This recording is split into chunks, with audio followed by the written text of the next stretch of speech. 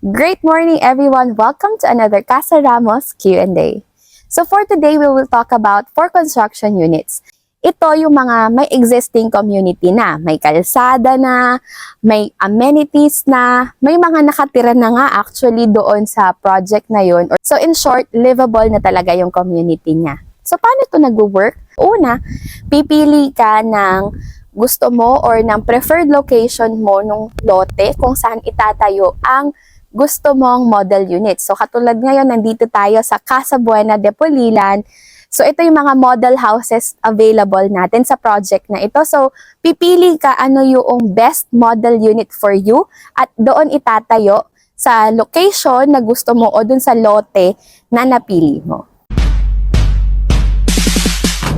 Pangarap mong bahay at real estate property investment, pag-usapan natin yan. And we are your property partners. Ako si Mon. At ako si Sha. Welcome to Casa Ramos. Ano bang advantage ng mga ganitong 4 construction units? Siyempre, as we have said earlier, pipili ka ng preferred location mo ng lote at preferred unit mo. So, you can take advantage kung saan yung best location for you. Like example, gusto mo ba malapit ka sa amenities?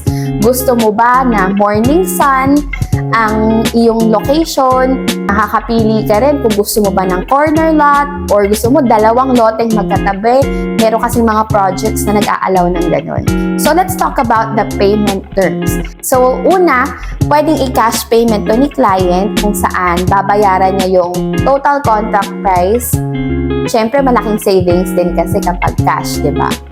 And next dyan ay yung spot down payment. Ito ay para din sa mga clients na gusto na i-spot down payment na or i-fully paid na yung down payment. Kasi pag fully paid na si down payment, doon sisimulan yung construction ng bahay.